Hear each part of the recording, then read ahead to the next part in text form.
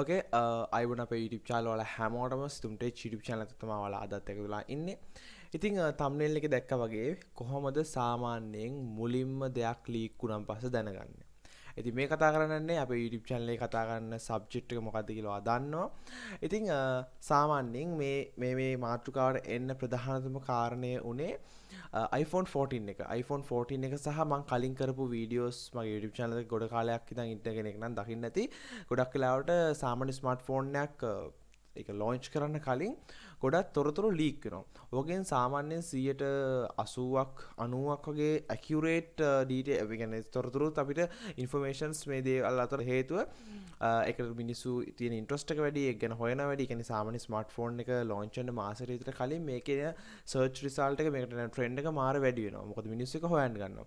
ඉතින් මේක ලංකාවෙත් මේ විද්දි ගොඩක් වෙලාවට දැක ගන්න ලැබුණා. මගේ කලින් දාපු වීඩියෝස් වල පාව views තිබ්බා. මිනිස්සු ගොඩක් වෙලාවට හොයන්න ගන්නවා. ගොඩක් දේවල් මිනිස්සු හොයන්න ගන්නවා.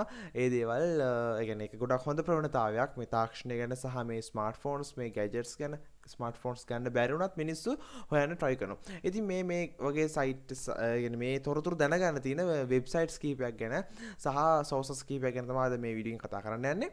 ඉතින් thumbnail එකේ කිව්ව දේ ඒක. ඉතින් ඒක තමයි කතා කරන්න යන්නේ. ඉතින් අපි බලමු එනම් මොනවාද මේ වෙබ්සයිට්ස් කියලා. මේ වගේ දෙයක් ඉක්මනින් ලීක් වුණාන් පස්සේ එහෙම නැත්නම් අර රූමර්ස් කියලා කියන්නේ කට කතා වගේ දේවල් අපිට දැනගන්න අවස්ථාව ලැබෙන වෙබ්සයිට්ස් කීපයක් ගැන. මේක සම්පූර්ණයෙන්ම ටෙක්නොලොජිකට සම්බන්ධ සහ කියන්නේ ඒවට ඉන්ට්‍රස්ට් එකක් දක්වන සහ සාමාන්‍ය මේ තොරතුරු හොයන යාළුවන්ට ගොඩක් වැදගත් වෙයි. ඒක නිසා ඒ වගේ යාළුවන්ටත් මේ වීඩියෝ එක ෂෙයා කරන්න අමතක කරන්නත් එපා. ඉතින් මම මෙන්න මේ හොය යද්දි මට හම්බුණා මුලින්ම මම මේ සයිට් එකට ගිහින් ඉන්නම්. Mac rumors කියලා සයිට් එකක්. macrumors.com කියන සයිට් එක. ඉතින් මේකෙදි සාමාන්‍යයෙන් අර සම්පූර්ණ Mac කියන concept එක. ඒ කියන්නේ සාමාන්‍ය iPhone ගත්තන් පස්සේ එතනින් එහාට ගියම දැන් අර Mac කියන එකෙන්නේ මේ හැම එකක්ම මේ අපි ඉන්ට්‍රොඩියුස් කරන්නේ නේද? ඒතර ගත්තන් පස්සේ සාමාන්‍යයෙන් iPhones වලටම වගේ ફોකස් එකක් දීපු Apple products වලටම සමාන iPhone නෙවෙයි Apple products වලටම focus එකක් දීපු site එකක් මේක.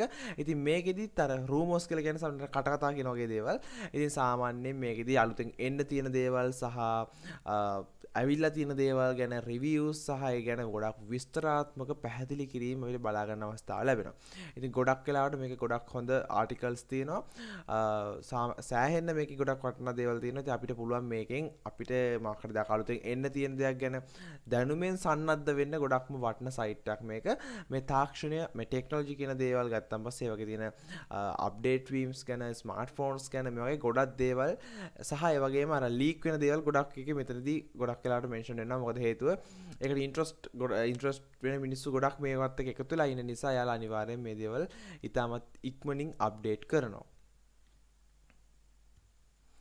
ඉතින් මේ සයිට් එක අනිවාර්යෙන් ඇවිල්ලා බලන්න iPhone use කරන කෙනෙක් නම් ඒ වගේම iPhone වලට ඉන්ට්‍රස්ට් තියෙන කෙනෙක් නම් සහ ඒ වගේ Mac product වලට Apple product වලට ගොඩක් ඉන්ට්‍රස්ට් එකක් දක්වන කෙනෙක් නම් අප්ඩේට්ස් ගැන එතකොට ඒකින් පස්සේ මේකේ රිවිව්ස් ගැන සහ මේකේ තියෙන iPhones ගැන මේ ගොඩක් දේවල් ගැන ඒ එතනින් එහාට නෑ මේක කියන්නේ iPhone වලට විතරමයි එකයි කිව්වේ Mac products හැම එකකට වගේ මෙතනදී focus වෙනවා earbuds වලින් ඉඳන් ගොඩක් දේවල් වලදී මෙතනදී බලා ගන්න අවස්ථාව ලැබෙනවා මෙන්න මේ macrumors.com කියන සයිට් එක. ඉතින් මේක මම පල්ලෙහාම මෙන්ෂන් කරලා තියන්න. ඉතින් ඔයාලට ඒක ගොඩක් වැදගත් වෙයි තොරතුරු දැනගන්න මේ සම්බන්ධව. ඒ වගේම ඔයාලට කියන්න තවත් හොඳ සයිට් එකක්, ඒ කියන්නේ මේක ඇප්ලිකේෂන් එකක් GeekTech කියන ඇප්ලිකේෂන් එක. GeekTech කියන ඇප්ලිකේෂන් එක. ඉතින් ඔයා GeekTech කියලා වගේ Play Store එකේ ඇවිල්ලා search එකක් දැම්මොත් ඔයාලට මේ සයිට් එක බලා ගන්න පුළුවන්. ඉතින් ඇත්තටම අර තාක්ෂණය සම්බන්ධ ගොඩක් දේවල් හොයන අයට ගොඩක්ම වැදගත් වෙන සයිට් එකක් මේක. ගොඩක් වෙලාවට මෙතනදී ගොඩක් අප්ඩේට්ස් අපිට බලා ගන්න අවස්ථාවක් තියෙනවා සහ කැටගරිස් අපිට තෝරන්න පුළුවන් daily updates මේකෙදී අපිට notification එකක් විතර බලා ගන්නත් අවස්ථාවක් තියෙනවා. ඒක නිසා තාක්ෂණය සම්බන්ධව සහ මේ ටෙක්නොලොජි එක සම්බන්ධ සහ මේ කියන දේවල් සම්බන්ධව ඔයා ඉන්ට්‍රස්ට් නම් අනිවාර්යෙන් මේ GeekTech කියන ඇප්ලිකේෂන් එකත් භාවිතා කරන්න කටයුතු කරන්න. ඉතින් මේකත් ඔයාලට ගොඩක් වැදගත් වෙයි. සහ ඒ වගේම මට මෙතනින් තවත් සයිට් එකක් හම්බුණා. මේ සයිට් එකේ තුල මේ වගේ important websites, ඒ කියන්නේ ගොඩක්ම ටෙක් සම්බන්ධව ටෙක්නොලොජි සම්බන්ධව තියෙන වෙබ්සයිට්ස් පිළිබඳව තියෙන වෙබ්සයිට් එකක් ගැන. ඉතින් ඒවා පිළිබඳව මේ මේක එක්ස්ප්ලেইন කරලා තියෙනවා. ඉතින් මම මේක link එකක් දාලා තියන්නම්. list of best tech websites you must follow කියලා. ඒ කියන්නේ අනිවාර්යයෙන්ම follow කරන්න ඕනේ තාක්ෂණික websites web අඩවි මොනවාද කියන එක ගැන.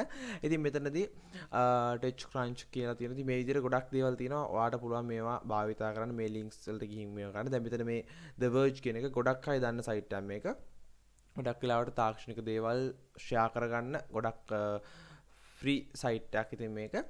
ඉතින් මේ වගේ සයිට්ස් එක ඉන්ටරැක්ට්ලා හිටියොත් ඔයාලට අනිවාර්යයෙන්ම හැම දෙයකම තොරතුරු ඉක්මනින් ලබා ගන්න පුළුවන්. සහ මේ විදිහට අර මම ඉස්සෙල්ලා මේ මාතෘකාව කතා කරන්න හේතුනේ අර ගොඩක් වෙලාවට මේ ඔය ස්මාර්ට්ෆෝන් එකක් සහ ඒකත් එක්ක එහෙම නැත්නම් අපි කියමු මොකක් හරි ප්‍රොඩක්ට් එකක් ලොන්ච් වෙන්න යනවා නම් ඒකත් එක්ක අර ලීක් වුණාන් පස්සේ මොකක් හරි පුංචි දෙයක් හරි ලීක් වුණාන් පස්සේ මේවා ගොඩක් හොඳට එක්ස්ප්ලেইন කරනවා.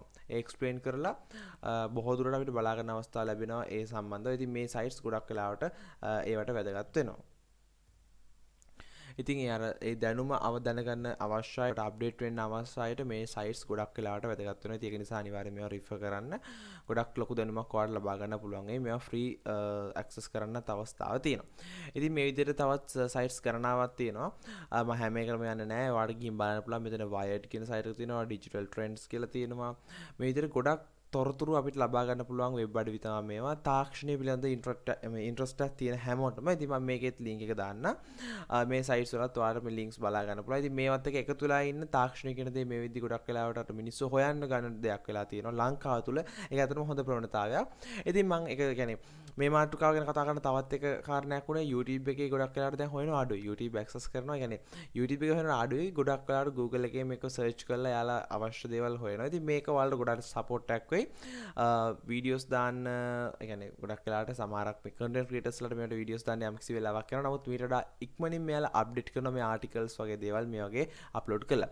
ඉතින් මම අර කිව්වා වගේම අලුත් දේවල් සහ මේ කට කතා කියන දේවල්, සොය ලීක්ස් කියන දේවල් මේ හැමදේම ඔයාලට ඉක්මනින්ම ලබා ගන්න පුළුවන් මේ තාක්ෂණ සම්බන්ධ දේවල් මේ සයිට්ස් වලින් ඔයා මේවත් එක්ක හිටියොත්.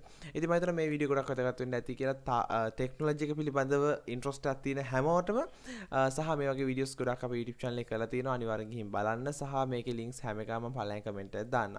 හෝ description එකේ මම mention කරන්නම්. එහෙනම් අපි තවත් ට්‍රීට්මන්ට් හමුවලා හැමෝටම ජය වේවා.